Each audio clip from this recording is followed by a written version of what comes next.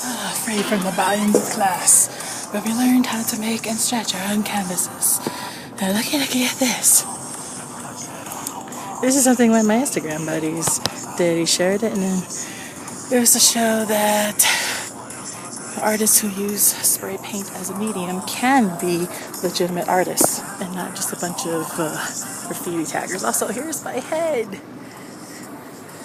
I wonder if people are gonna be like, stay away from her, she's carrying her head around.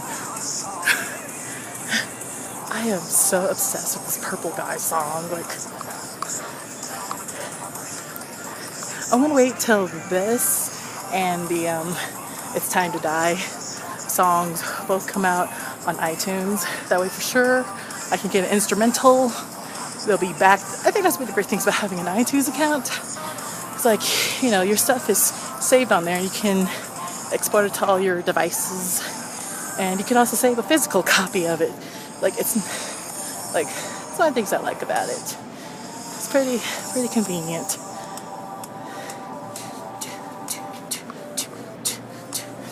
I want to make Utao covers, Utao or singing covers, which I think Utao covers would also make sense because they're so heavily auto-tuned, and I think it'd be a lot of fun to do these in Utao. So I'm just like, I can't. He says he's gonna put them on iTunes, so I'm just gonna wait patiently until it's up there too. I mean, I like the premise of Bandcamp also, but I don't know. I guess I just like stuff being attached to my account. So for me, it's a bit of a, you know, safety thing. I don't know. It's a shirt thing. So yeah, gonna groove out to this for the rest of the time. Hello, everyone. Yes, it is empty. No, I'm not here early. I'm actually the last one here, and it's like a few more minutes till class ends. And look at there's a stool here. Let's not trip on that. There is my lovely, still work in progress Chica mask. I did all this foaming today, so it's definitely something. I used so much hot glue. I used about maybe 10. And this is like my very first like head in this, like very first furry head in general, so I feel pretty proud of myself. And it still needs, still need to work out like this part here because it's very like realistically bird-like. And I need to make the eyeballs not stick out, like go forward like that. Oh yeah, look at my eyes, they are so gross and red because I was actually trying to wear my contacts, and that ended up, the screen doesn't want to resize. Fantastic. But yeah, I wore my contacts because I kept having to put that strap on. I think I showed a vlog on this, I'm not sure if I did. Anyways, I think I need to throw those contacts out. My eyes got so red after an hour.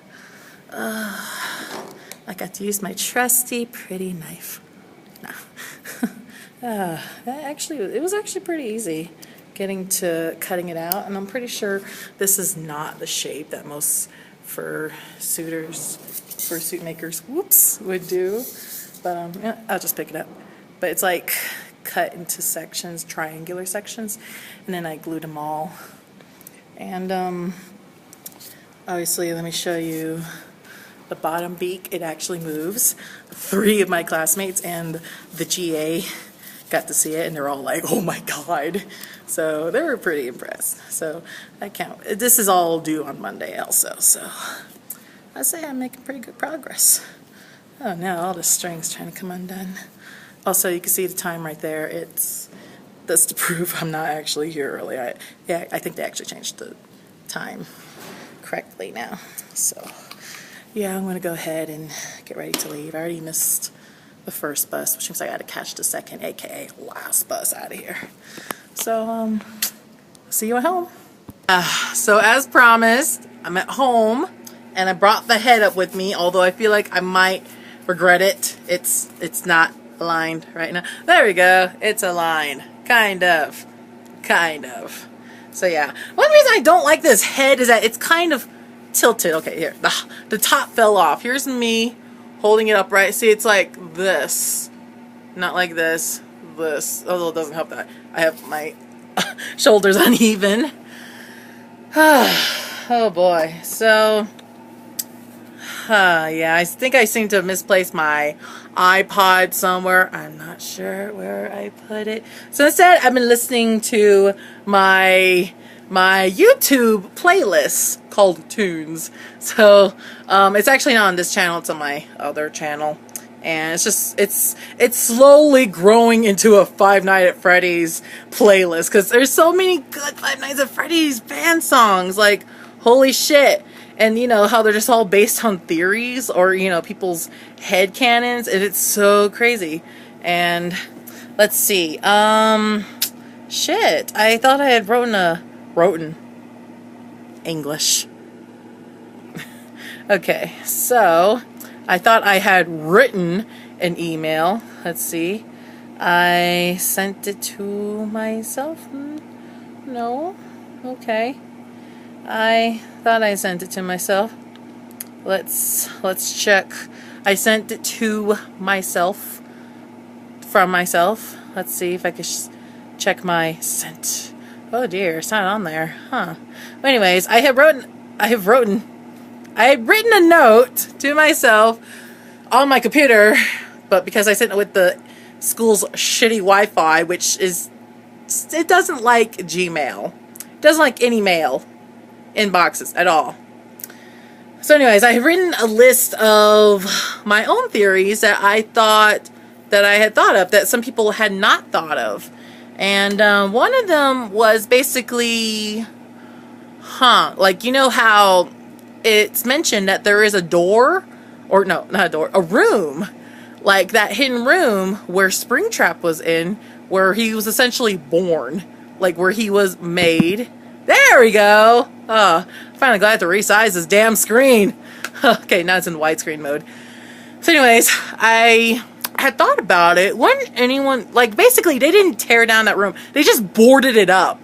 Now, would anyone, customer or employee, have realized something was up? Because me, if I saw there was a wall on the outside that wasn't matching up with the wall on the inside, I would think something was up. Especially since I assume this room is like squarish. It shows in the game as being squarish. So wouldn't someone have realized, you know, instead of like going doo doo, it's kind of squarish.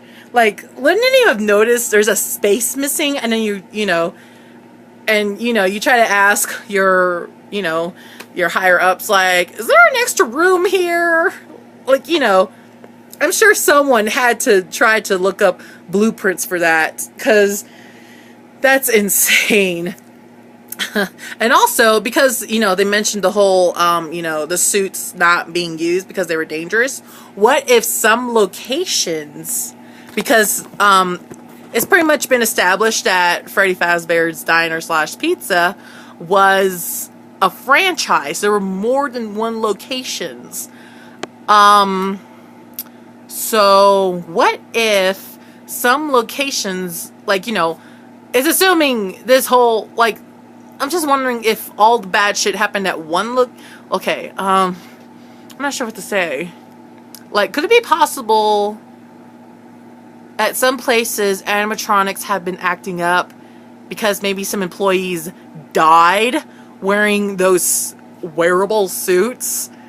And so at some of the other sister locations, that's why the animatronics are acting weird.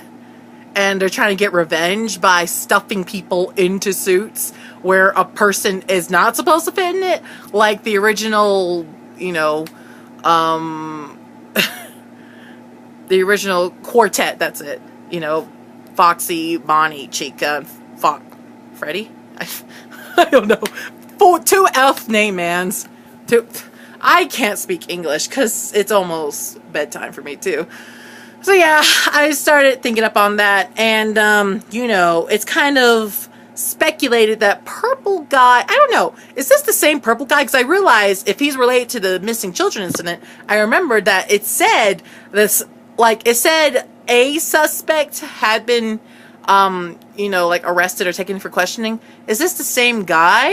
And if so, I watched a lot of SVU, so I'm like, if they did take the actual guy in for custody, and maybe he was paranoid, and you know, they show the purple guy taking apart, dismantling the suits, like, could it be possible that years afterwards, after the place is closed, because it's clearly evident that the place is in disrepair. You're like, there's got to be holes in the wall, in the ceilings, because it's leaking, it's dripping, because it's probably it's raining outside, it's storming even, and he got paranoid that they would find these dead children in the supposed missing children stuffed in the suits, and that in some way freed up their souls, and so they didn't have anything to latch onto.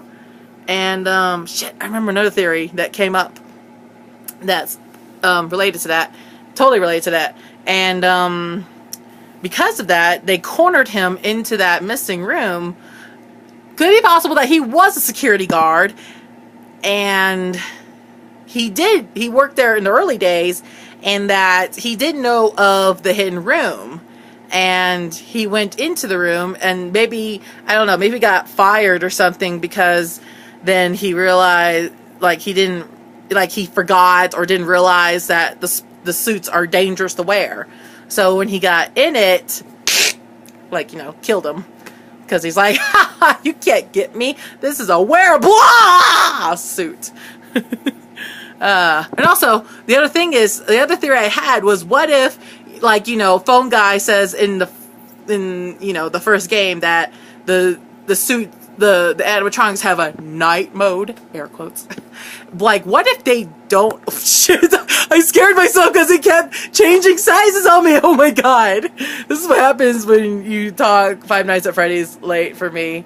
What if the suits don't really have a night mode, and it's like they really are programmed, and it's the children taking advantage of them not being powered on, and it's just so happens that they're programmed from midnight, like why midnight? Why not like 10 p.m.? And then it's like, you know, the reason why you're safe at 6 is because they actually power back on and go back to the stage. Could that be why you're absolutely safe at 6? Because then they're like, we're gonna get you.